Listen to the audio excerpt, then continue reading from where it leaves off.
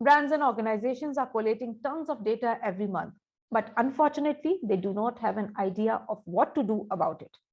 They might be sitting on a treasure trove of data, but it's only numbers and figures for them, as they do not know how to comprehend them.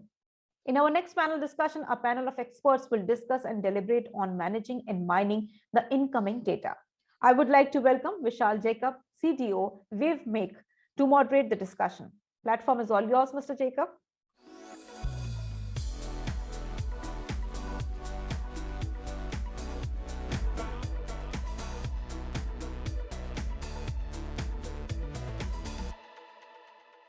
Hello and welcome everyone to a conversation of managing and mining incoming data. I think we can all agree that a lot of industries today are going through some form of transformation. The degree and the level of transformation might differ from industry to industry and businesses to businesses. But one thing that we can all say for certain is that this transformation is centered around data and technology. I think it was Jeffrey Moore, a management consultant, in his book, Crossing the Chasm, mentioned that an organization without data analytics is really blind and deaf like a deer on a freeway. And with every passing day, we can see that this is actually turning out to be true, right? Businesses that have a clear, structured way of analyzing data and mining the data for meaningful insights are the ones who are actually causing the disruption, and to a large extent are the ones who are leading the pack in that industry. Given this context in mind, I think in today's conversation, we're going to be dwelling a little bit more deeper into some of these topics. We've got a wonderful bunch of great minds today in our panel discussion, and I'll take a minute to kind of introduce each one of them. Today we have Mr. Santanu Bhattacharya, the Chief Data Scientist and Executive Director at Airtel. Santanu, would you like to say a couple of words in terms of what you do at Airtel and what's your role like? Awesome. Thank you so much. As you mentioned, I'm the Chief Data Scientist at Airtel. What it really means is looking at all the data that a company like Airtel collects. And that includes network data, that includes performance data on our everything from cables, fibers, broadbands, as well as consumer data. And the size of that data is pretty large, about 500 billion records per day. My job is to essentially figure out to do three things using this data. Number one, how do I make my customers' life better? How do I understand them better? How do I understand their needs and desires better? And come up with the products and services that sort of fits their lifestyle and their choices. Second thing, in order to do that, how do I keep my infrastructure running better? Which is, how do I set up my towers, the networks, and everything else that goes around with it? And so that you are served optimally at a cost point that can serve the nation's purpose. Everything from the east coast of the country to the west, from north to south. The third one that is more important, once you're our customer and once I understand your needs and desires and everything else, how do I serve you? What it means that when you have a problem with our services, how do I figure out using data and analytics as well as artificial intelligence, what could be the potential things that is preventing you from being the happiest customer among all, and how do I go and solve for that? So once these three things are done, it's sort of a virtuous cycle, which sort of reinforces on each other. And that's sort of my job, figuring out using the three things, data, digital technologies, and the products. How do I make you the best customer that I can have? Excellent, Shantanu. Thanks for that elaborate description. We also have Puneet Tripathi, who heads data science for WakeFit. So Puneet, if you can just quickly unmute yourself and just give us a quick introduction about yourself. Thanks, Vishal. I work at WakeFit and I look after data science. So WakeFit is a D2C company. Now, it's D2C in its true sense, as in we do our manufacturing, we do our logistics and supply chain, we do our marketing, and of course, we do tech and data for sure. So as a data team here, we look after solving problems for supply chain, solving problems in terms of planning, for manufacturing, and essentially solving problem of conversion and getting more having better customer acquisition and better customer experience for each and every consumer that comes to our website, even our affiliate partners like Amazon and Flipkart, where we serve. So collecting data from all these different places, analyzing them, generating insights for each of these to optimize their workspaces, optimize the processes for each and every vertical. That's pretty much a day in, day out job for any data scientist that we. Yeah, I can imagine. Thanks for that, Puneet. We also have Manjeet Dahiya, who is the VP and Head Machine Learning and Data Sciences at CarDekho. Manjeet, if you can just unmute yourself and do a quick intro into what you do at CarDekho. Thanks, Vishal. I am the VP and Head of Machine Learning here at CarDekho. CarDekho is into new auto, used auto, and several other businesses around it. For example, financial services, insurance, Dekho, and so on. And my role here is at CarDekho to look after all the data. For example, collecting the data and then generating insights and doing all sort of predictive modeling on top of the data that we collect. Thanks. Excellent, Manjeet. And last but not the least, we've got Benjamin Soubies. I hope I get your second name right, Benjamin. The managing director and for APAC in Japan at Talkwalker. So Benjamin, if you can just give us a quick sense in terms of what Talkwalker is and your role in there. Yeah, absolutely. And you said it perfectly, Vishal. And hi, everyone. I'm really glad, very humbled to be with all of you tonight. I'm joining you from Singapore, right? So it may be a bit dark. And so, yeah, as Vishal said, I managed APAC in Japan, right, for Talkwalker. And so what is Talkwalker? We're a consumer intelligence acceleration platform. Basically, what we do is that we support brands driving revenue by activating the voice of their consumer, right? And so it's looking at different sets of data on social, first, third-party data, putting that all together into a kind of omni-channel data hub, if you want, for brands and agency to make sense of that data, action it to derive some good strategies and directions. Great. Thanks for that, Benjamin. Right, so without further ado, I think we can start off with our discussion for today. Santanu, if I can just start off with you. In your introduction, you said you sit on close to about 1 trillion data points, if I got you right, basically. And given the telecom category, and especially at Airtel, I'm sure you'll be managing data from multiple sources, right? And unifying the data and integrating the data from multiple sources can actually be a huge nightmare. And that seems to be the biggest challenge that most organizations are going through right now. So how do you manage to do that so well at Airtel? And what would be your best practices that you follow to address some of these challenges?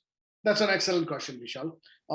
The number of data points per day we collect is about 500 billion, 500 billion.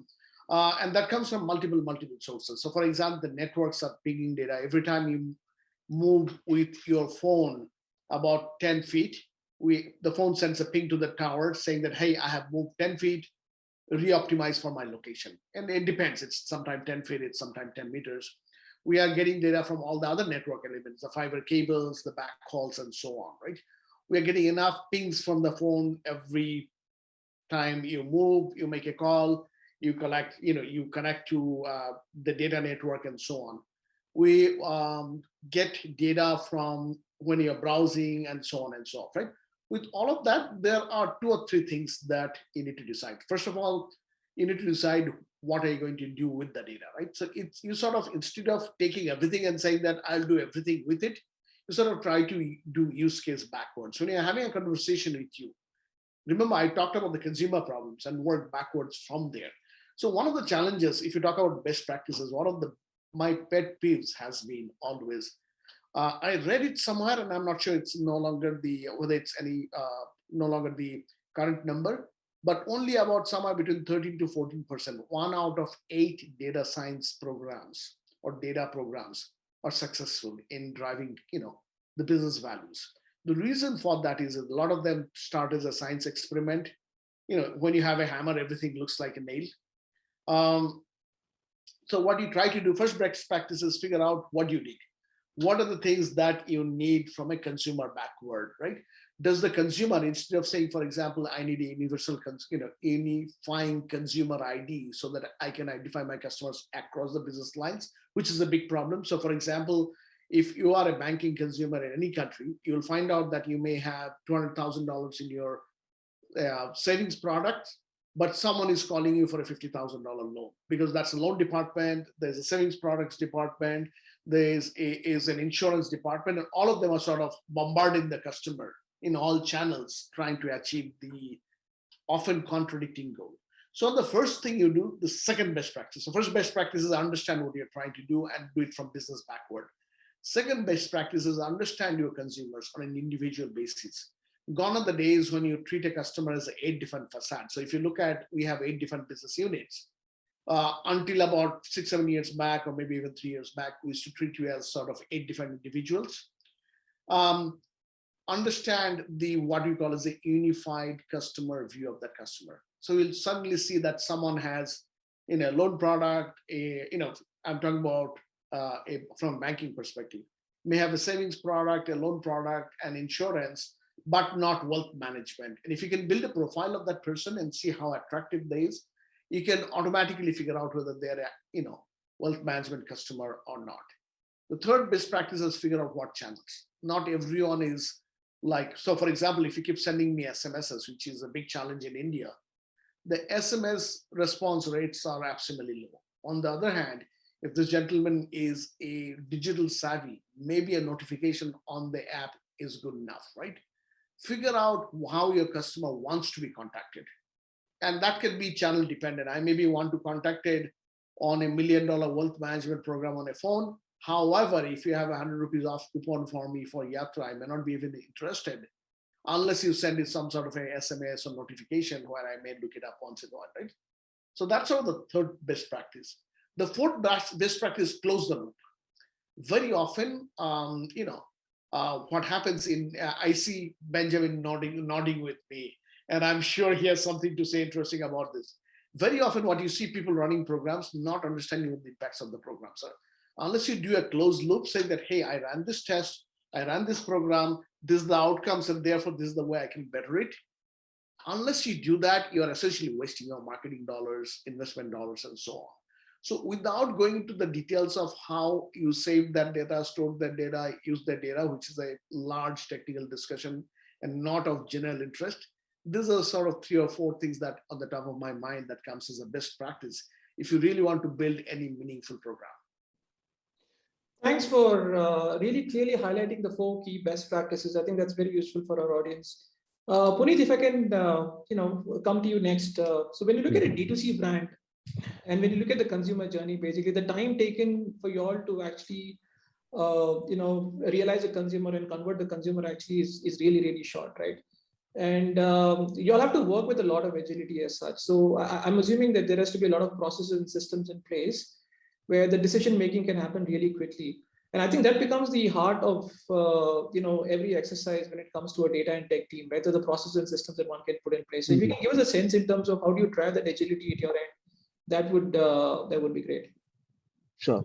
So if you, like I said in the introduction, that we are a D2C company, and which essentially means doing everything by definition for D2C: production, logistic, marketing. The data is, there are systems which are built for each and every vertical. So for planning, we create all kinds of how much to manufacture. There are models which forecast how much demand will be there in months like Diwali, which is a very big month for e-commerce and commerce in general in India. And what should be our stock up plan for each and every warehouse.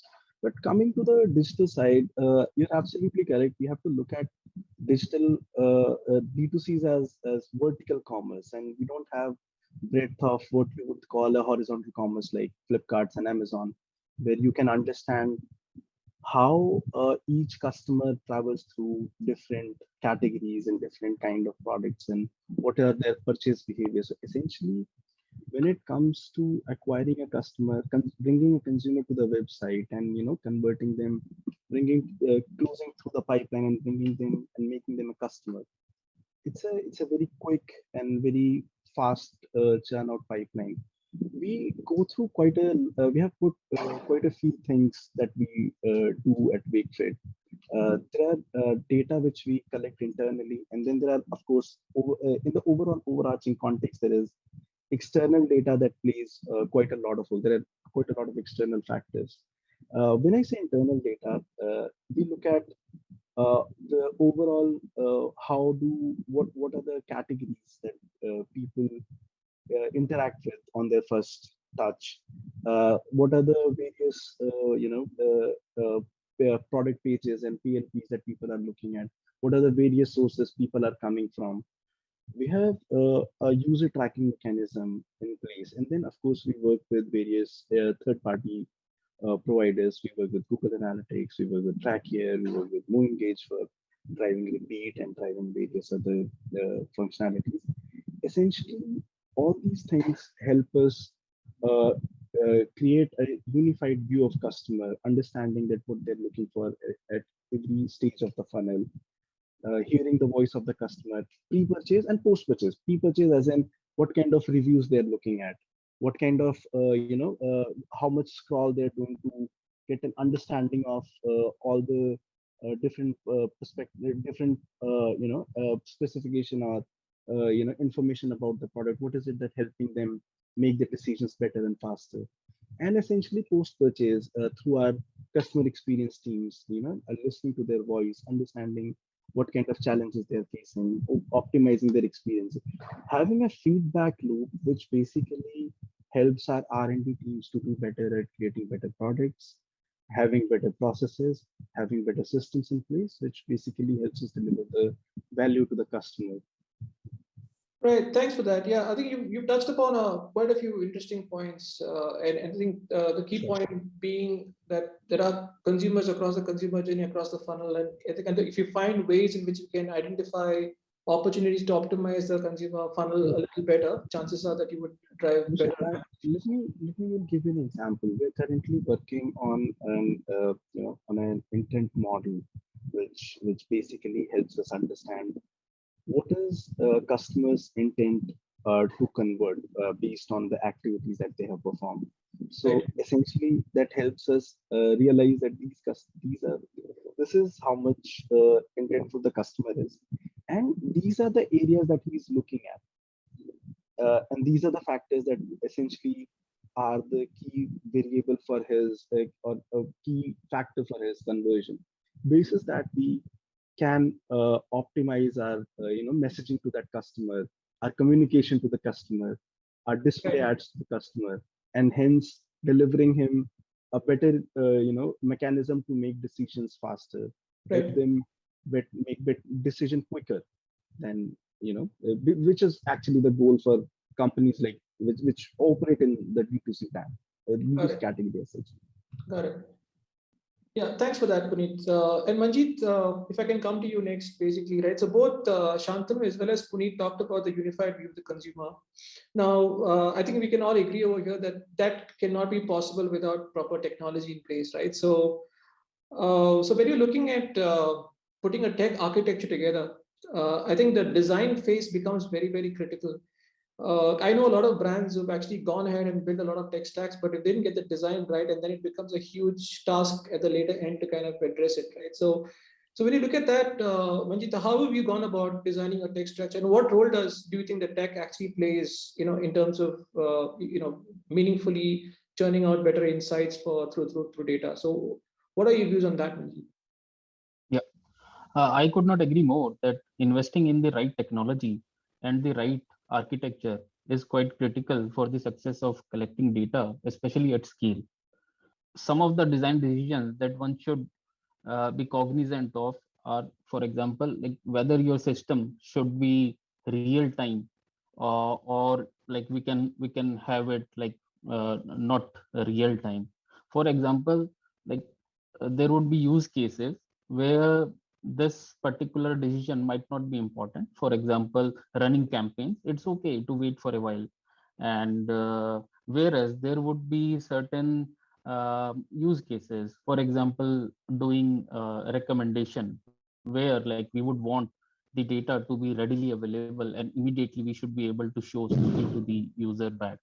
So this decision should be like, one should be aware of this particular point, that okay, whether your data collection process and leveraging and building systems on top of it, whether this thing is real time, whether it supports real time or not. Another design decision is that uh, handling anonymous users. For example, like there would be platforms where the number of anonymous users would be really less, whereas there would be platforms where anonymous users would be much higher than the logged in users. For like, I would give you an example. At Wink Music, when I was working at Airtel Digital, like we have most of our users logged in and very few anonymous users. Whereas on when I came to CarDekho, most of our users are anonymous. We do not have, like they do not log in, and very few are logged in. So we should know in advance that okay, like we would be having users of such nature, and we should have system in place to track their data, to unify these users when they are coming time and again. Another design decision is that like it is more around optimization than intelligence, that whether like you should be able to split your system uh, from, like you should be able to split storage from computation. Otherwise the amount of data that you would be capturing is huge, and you should be relying on systems such as like S3 based data lakes and so on. Otherwise, like it would really not be scalable to have everything like having compute with the storage. Like, and the next is that that you should know that whether you want to build the system, or you want to like use an existing one. So like you can go with existing open source systems such as Apache, Unomi, Snowplow, or Segment, and of course you can build your own. My advice here would be that if you are new, you are starting new, then go with these open source systems, and perhaps try to understand these systems very well before building your own, because they provide a lot of patterns that you can learn from here, and which will help you in building your own system. And I would like say that some of the common mistakes that could be there, like which you can prevent using like these open source systems, or learning from them. For example, you need to make sure that the data that is being captured is structured. For like, at times what happens is that you give a lot of freedom at the side of where you are capturing the events, and this freedom makes you store data in very free text, for example in JSON, and it becomes very difficult to make sense out of it. So all the complexity is then sent to the other side, where analytics or machine learning engineers are building on top of it. So make sure that some schema is there at the time of capturing this data, and enforce that schema. Another important aspect is that think about user unification from the beginning. So users would be coming into your system, like it could be anonymous user. At times they could be coming by logging in. There could be multiple instances of anonymous use which might be seen. So you should have a unified view, which Santanu and you talked, that we should have a system in place, and like the design decision should come from the beginning, not after you have designed your system. So that is another dimension where the user must think about. Yeah, this is all. Yeah, I think that that's quite a few interesting points. So you talked about one, the real time capture of data and ensure the systems are, have the ability to capture data real time. You talked about the anonymous user, and you also talked about how is it critical to find ways in terms of unification of data anonymous versus known users. You talked about storage versus computation, and you also talked about whether a good amount of thought needs to be given whether you should start out with an open source and then build your own system rather than taking something which is off the shelf. So good food for thought over there. Thanks a lot for that, Manjeet. Benjamin, if I can come to you next, we've talked about some of the key problems that most of the brands and most of the organizations are trying to solve for when it comes to data and tech. So Talkwalker has been in the ecosystem for a very long time as a consumer intelligence platform, as rightly mentioned. So walk us through some of the problems that you've been able to solve for brands, and how do you see this panning out? Yeah, absolutely, and we heard some of those problems already, in the first answers, which is great. And for example, if I think about what Manjeet just said, just before, mentioned that there's a lot of data, right? Whether it's structured, whether it's unstructured, brands today have an enormous amount of data available to them. Right. The whole question is that afterwards, what do you do? You need to enrich, you need to at some point categorize, right? You need to visualize it in a way. And so what we see is that brands struggle generally to leverage that data to extract actionable insights, right? And when I talk about data, I talk about your consumer data, but also your customer data that is coming from internal. Most of the internal company data is actually not processed by company today. I think 75 or 80%. Also, of course, in external data with customer data sources that we're all used to. For example, reviews. I think we heard about this, the ratings, your email, your surveys, everything you're doing around your market research, right? Or even your contact center channels, right? And here, getting all that data together, trying to make sense of it, is one of the challenge, right? When you have the right platforms in place, some of the critical use cases, that are important for brands to solve is around product development, right? Market research, reputation management are very strong use cases, as well as, of course, trend analysis or competitive intelligence, right? But then if I think about also what we're trying to achieve as brands, right? And it leads me to the second problem. And I think that we heard this, from Puneet and also from Santanu earlier today, is about this view of the customer, right? Unified view. So we call it, for example, creating this 360-degree view of the customer, right? But what's important here is that it should be in real time, right? And it should depict the consumer as it wants you as a brand to depict him today, which is the now consumer, right? They expect everything fast, they expect everything better from brands today, right? And for that, yes, indeed, you need to build the right tech stack, right? In order to really manage the universe of customer data, but also engagement with that customer, right? And so here it's about, trying to understand what are we trying to achieve and what we're trying to solve. And the ultimate goal, I think, for all the different brands that we are today, is about elevating the customer experience, right? And the problems around that. As I said, we're living in the now today. Everybody is connected. Everybody is expecting to get answers fast, to get the perfect product, the best service, and at the cheapest rate possible eventually, right? So there's a very big pressure that brands are facing today in order to be accessible, right? And so what they need to look at is the picture today. And there's different waves, different trends that they can surface, that they can use in order to be more connected to their consumer. And actually, we published some of those trends recently in our social media trends report 2022. An example of those trends is, all the conversation around the metaverse, and we've seen what happened earlier this week. Of course, in the US, it's about the importance of building community or to be present in omni-channel way, right?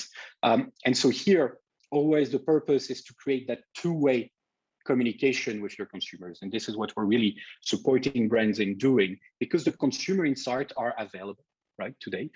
It's just about having the right possibility, the right program, and the right people and the right objectives in order to get as much quality as possible in order to define those strategies.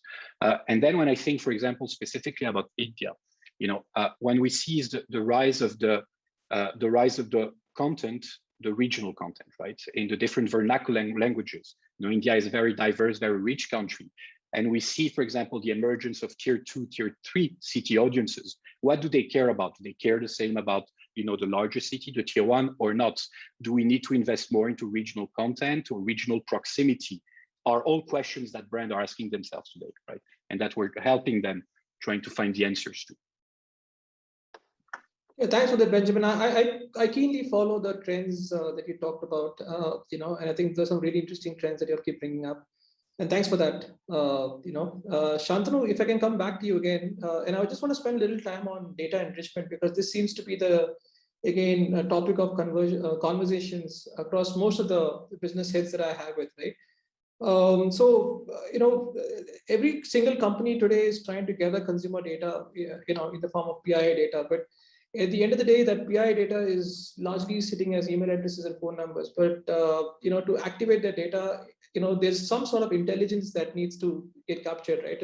So there are ways in which that data can get enriched, and just want to understand from you your views on that, right? So the entire process of enrichment or enriching that data, consumer data, to get a better view of the consumer, is it something which is worth an effort, doing, and what are your views on that, and how should a brand go about doing it, if so? Absolutely. So that's a great question again. Consumer data, right? We have now been sitting on consumer data for the past 40, 50 years, since people started, largely consumer products goods started doing started doing what I call as a data-driven marketing in the early 70s and so on, when the computer started becoming more available, more powerful, and so on, right? So what today we do is a couple of things, right? One, we look at the consumer data as an aggregate, so as to not sort of ensure that people's PII is preserved. So we build different segmentation, different attributes, and different sorts of marketing programs in and around that. But I think the post-COVID, let's talk about something that has changed post-COVID, right? A lot of the consumer data that we're getting in the past 2 years has been skewed. What it means that a lot of people in India, for example, about a quarter of the formal jobs have had some sort of impact. Either people have had lost their jobs, people's salary were reduced, people moved, and so on, right?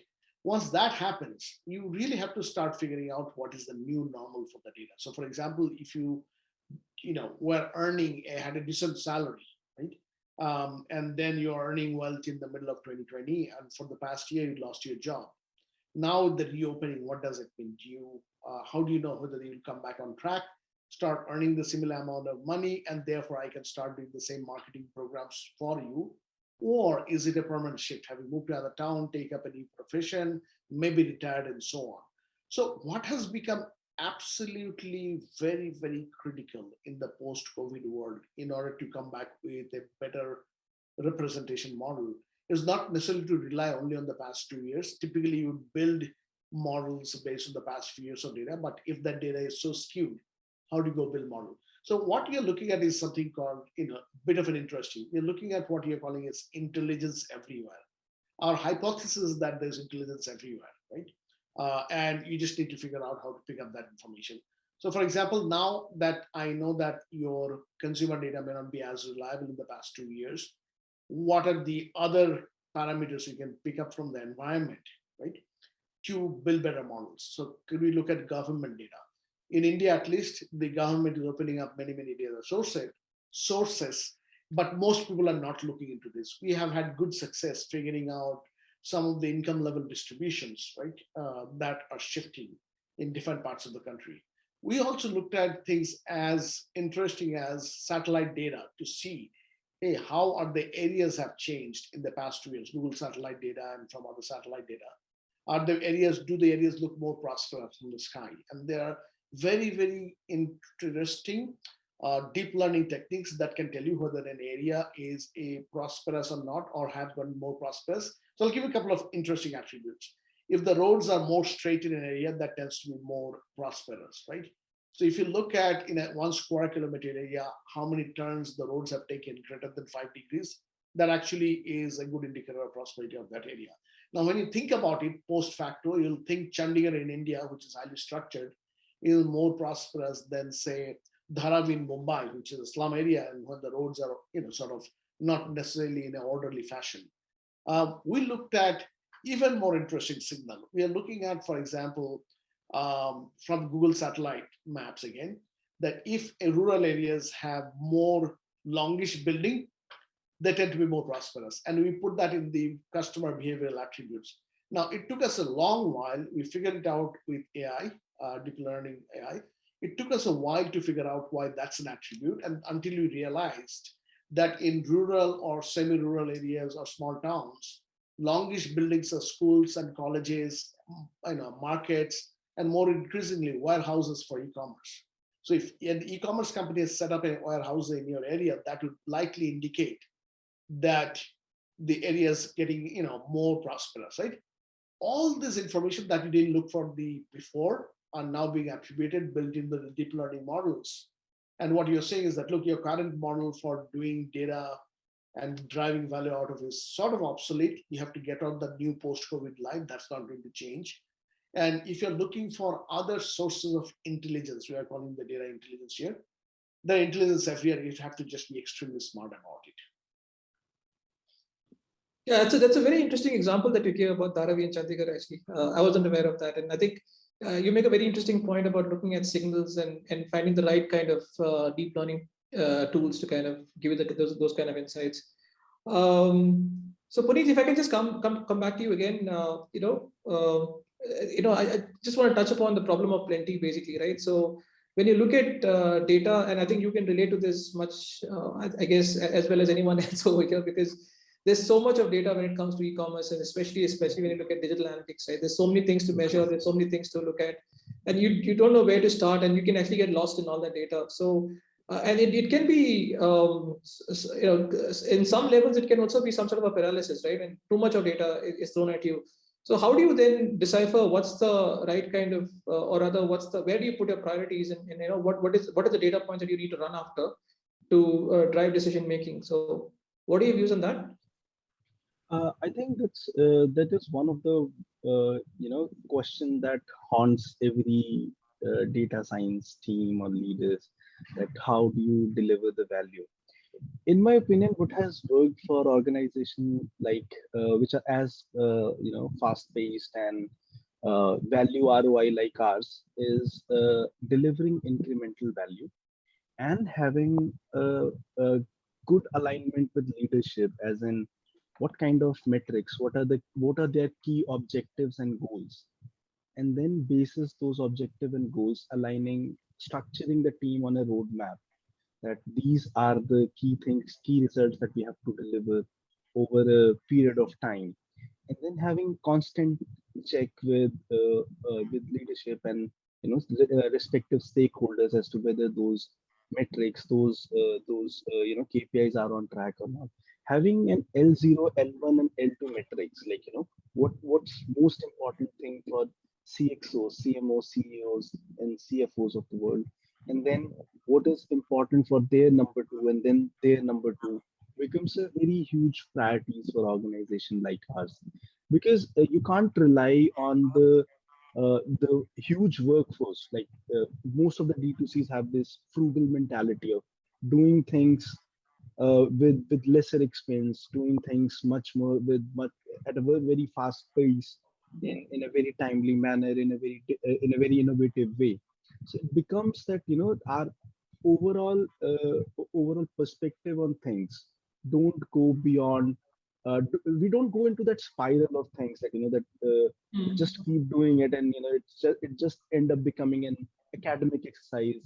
At the end of the day, we are all there to deliver value. So having a very agile way of delivering value, looking at things incrementally, not going for whole big bang, whole 9 yards in the one go, and essentially looking at what's the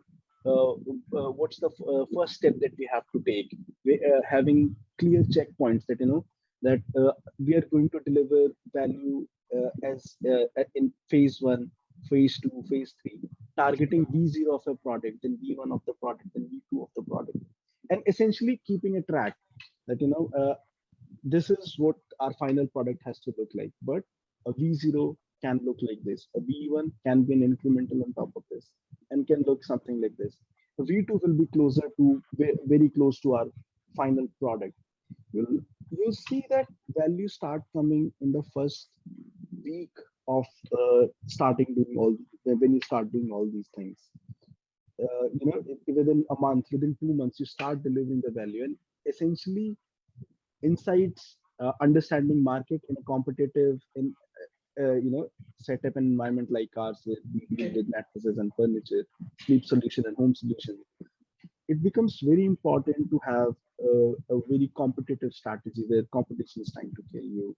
Competition is, there are too many challenges, and the same customer base is fragmented across multiple these things, and they have different priorities, each of the consumer.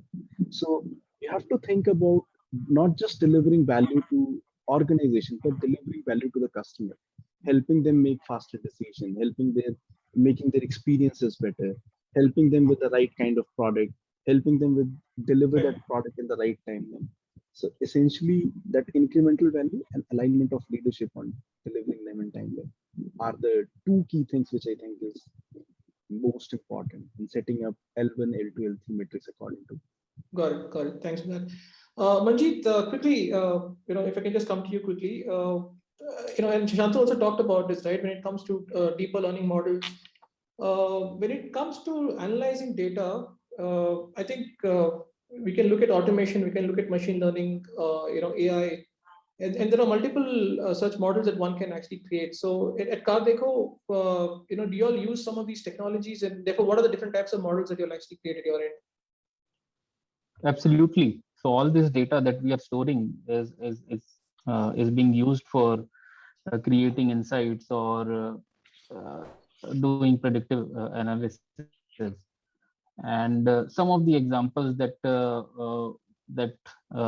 we are doing here at CarDekho are around running campaigns.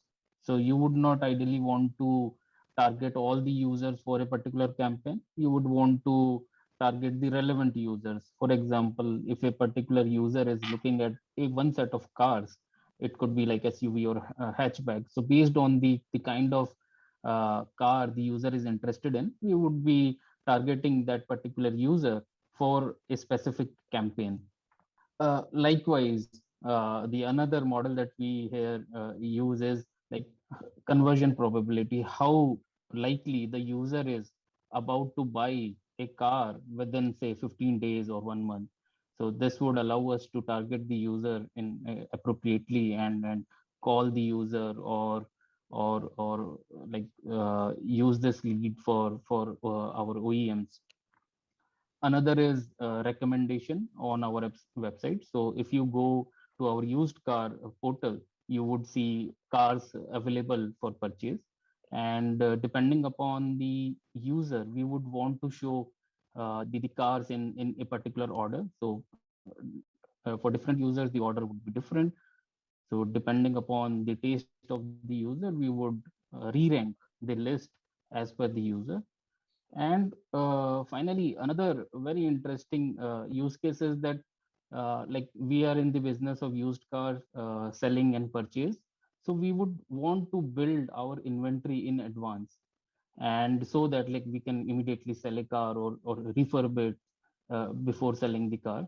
So what inventory should we have? Like you would want to build your inventory in such a way that could be like that the turnaround of the inventory is fast. So based on what users are looking at, we build our inventory and take a decision. Okay, like how much of this particular car should we buy, and what should be the assortment of the car. So these are some of the examples of the modeling that we do here at CarDekho. Yeah, that's very interesting actually. Thanks for that, Manjeet. And Benjamin, I'm sure you would have heard that.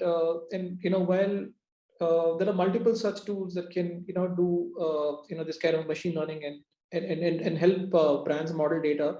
So when it comes to a futuristic expectation for brands, right? So when you look at this space and if you were to kind of crystal gaze and understand how this space is expected to evolve, what would be some of your predictions, and how do you see Talkwalker playing a role in that? Yeah, absolutely. So first of all, clearly, I think we heard it. It's evolving super fast, right? When I remember, so Talkwalker started in 2009, right? At the time, it was a web crawling technology, right? And since then, grows so much. At the time, we're using already the latest advancements in AI, in machine learning, right? But what we see today is that, for example, if I took again India as a market, right? Which is a fascinating one because we're really seeing a lot of very early adopters, right? In terms of data mining, in terms of AI technology, or as we refer it to consumer intelligence acceleration, right? And it's mainly three reasons, right, for that. So we've seen from the get-go, India's leading agencies, a lot of consultants really making the most of the insights that were available, and really delivering increasingly high quality market research, but also campaign advice to their clients, right? And this is only, to grow. Then what we see is that enterprise level brands in India that already have sophisticated marketing, large consumer insight teams, and so market leaders or category leaders really leveraging the technology today, putting it completely part of their system, part of their processes internally, right? And then if we think about India just as a market, the international brands, of course, look at it, it's a huge market, but it's also home to a lot of homegrown products, homegrown companies and technologies, right? And so companies that are looking to first be the best or be among the best in India can definitely leverage technologies. But if you think about moving, for example, to the SARC markets or even Asia or the rest of the world, you need to engage potentially to this multinational audience, right? And this is where the consumer intelligence solutions really can help you to match your ambitions, right? And now you ask about moving forward. So I think that globally, clearly, we will see the market trends that we've been discussing today definitely become more common and become really the standard across the industry. Data-driven, AI-enabled technology, wherever you want to call it, will definitely be home in most organizations, right? I believe that, in a couple of years, it's already the case for some, but definitely in the coming years, we'll see consumer intelligence solution being part of not only the leading agencies, but also niche providers that are trying to understand more about their market, trying to differentiate themselves, work on their product positioning and messaging. On that note, also the pre-unicorn startups, and there's quite a lot in India, will definitely adopt those solutions, right? Because they need to scale, they need to consolidate their position in a very competitive space, right? And then finally, and we see a lot already at Talkwalker, is the power users, right, if you want. So it's analytics specialists or analysts that are really able to exploit the full breadth of solution today of platforms such as Talkwalker, and develop, which is the best to see, develop their own use case that are extremely innovative and relevant for businesses, right? And in terms of just, what also we see is always thinking for brands about the customer experience, right? Customer experience, customer happiness need to be at the center of what you're trying to build. That will be the main differentiator of the outcomes that you have as a business and as a brand, right? And this is why leveraging that technology facilitates this, but it's not the only answer, right? We shouldn't forget to always add this human touch, if you want, leveraging this technology, but still putting afterwards our minds all together in order to make sense of that data and find the best direction possible for the company and for the products that you're selling. Yeah, thanks for that, Benjamin. Keeping everything in mind, looking at the customer's happiness, I think that's one big key takeaway, if not anything else. I think we're out of time. Just want to thank each and every one of you, Santanu, Puneet, Manjeet, and Benjamin. I think we had a fantastic discussion. Really a lot of interesting insights. I've learned a lot for sure. I'm sure the audience would have learned a lot too. So thank you for your time. And I think it's very clear that data and tech is going to be the future, if not the future already. It's one of the most important, definitely one of the most important divisions in any organization today. And that's going to be shaping businesses as we go forward. So thanks for your time, and thanks for sharing all the best practices and insights from your organizations. Thank you. Thanks, Vishal. Thanks, everyone.